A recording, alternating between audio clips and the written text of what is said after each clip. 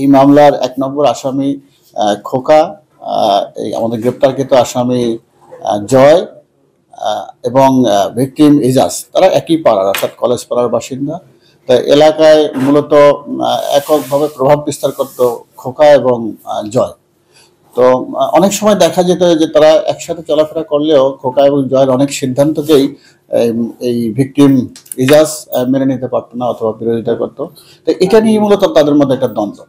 তো এক পর্যায়ে তার একক প্রভাব প্রতিপত্তি বজায় রাখার জন্য এই খোকা এবং জয় তারা চিন্তা করে যে ইজাজ এবং তার ছেলেপেলে যারা আছে তাদেরকে একটা উচিত শিক্ষা দিতে হবে, এবং এক পর্যায়ে তারা সিদ্ধান্ত নেয় যে ইজাজকে তারা একটা পরিকল্পনা করে চরম শিক্ষা দিবে। তো সেই পরিকল্পনা অনুযায়ী গত ২ তারিখে ২ জুন তারিখে খোকা একটা অস্ত্র সংগ্রহ করে আরেকজনের কাছ থেকে। তো সেই অস্ত্রটি জয়কে দেয়। তো পূর্ব পরিকল্পনা অনুযায়ী তারা সুযোগ খুঁজতে থাকে তাকে মারার। তো ৫ তারিখে নির্বাচন শেষ হয়ে যাওয়ার পরে অনুমান সন্ধ্যা ৬:৩০টার দিকে যখন কলেজপাড়া এলাকায় কয়েকজন লোক অর্থাৎ ২০-২৫ জন লোক তারা বিজয় উল্লাস করার জন্য একত্রিত হয়। তো ওইখানে এই ১ নম্বর আসামি খোকা, আমাদের গ্রেপ্তারকৃত আসামি জয় এবং ভিকটিম ইজাজ তারা সকলেই ছিল। তো একটা পর্যায়ে তাদের মধ্যে অর্থাৎ জয় এবং খোকার সাথে ইজাজের একটা বিষয় নিয়ে তর্কাতর্কি হয়। এই তর্কাতর্কির এক পর্যায়েই জয় তার কোমর থেকে পিস্তল বের করে ইজাজকে মাথায় গুলি করে এবং পরবর্তীতে হসপিটালে দেওয়ার পরে সে মারা যায়। তো আমরা এখন পর্যন্ত যতটুকু জানতে পেরেছি অর্থাৎ পুলিশের কাছে সে অল্প সময় জিজ্ঞাসাবাদে যেটা স্বীকার করেছে যে এলাকায় তার প্রভাব প্রতিপত্তি বজায় রাখার জন্য এবং তার সিদ্ধান্ত বাস্তবায়ন বা তাকে এলাকায় তার প্রভাব প্রতিপত্তি ধরে রাখার জন্যই মূলত এই ইজাজকে সে হত্যা করে। তো এই ঘটনায় মূল যে আসামি তাদের মধ্যে জয়কে গ্রেপ্তার করা হয়েছে, এই হত্যাকাণ্ডে ব্যবহৃত অস্ত্রটি উদ্ধার করা হয়েছে এবং এই হত্যাকাণ্ডের সাথে যারা যারা জড়িত তাদেরকে চিহ্নিত করার চেষ্টা অব্যাহত আছে। আমরা ইতিমধ্যে অনেকগুলো নাম পেয়েছি, তিনি আমাদের কাছে বলেছেন, আমরা তদন্তের স্বার্থে হয়তো বলছি না।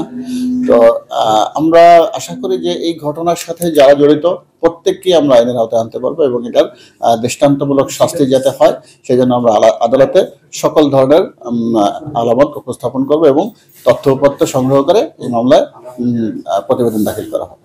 গতকাল রাত অনুমান 11:15টার সময় আমাদের সদর থানার ভাটপাড়া নামক একটা জায়গা আছে, সেখানে একটা ব্রিজের নিচে একটা ঝোপের মধ্যে থেকে তার দেখানো মতো উদ্ধার করা হয়।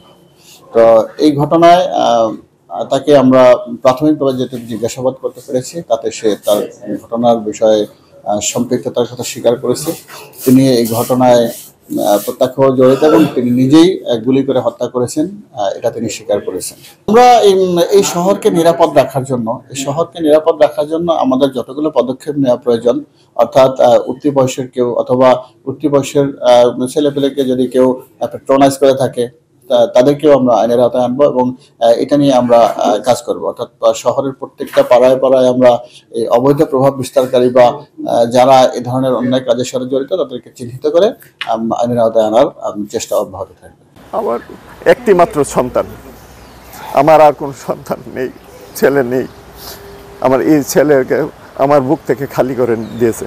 আমি চাই তাদের সর্বোচ্চ সাজা যাতে কার্যকারিত হয় এবং ওপেন মাঠে যাতে জনসম্মুখে এটা করা হয়, এই ধরনের একটা আদেশ মহামান্য আদালত যাতে পেশ করেন, এটা আমি জোর দাবি জানাচ্ছি। আমার মনের শান্তি হবে এবং আমার ছেলের হয়তো আত্মাটা কিছুটা শান্তি পাবে। আল্লাহ তাআলা তো মহান, ওনা আমাদের আছে। দ্বিতীয় বর্ষ আমার এই সন্তান সবাই পিতামাতা সবাই সন্তানের উপরে বেশিরভাগ নির্ভরশীল থাকে, ভরসা করে বৃদ্ধ বয়সে তাদের সব কিছু দেখভাল করবে এই আশায়। এখন আমার দেহার মতো আর কিছু না, একমাত্র আল্লাহ ছাড়া।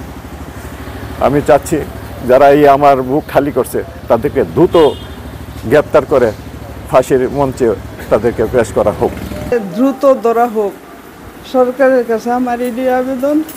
আর তাদের এবং যে হুকুম আর যার মাধ্যমে এই কাজটা হয়েছে সবার যেন ফাঁসি হয়, এটাই আমি চাই। আমার একটা মাত্র ছেলে,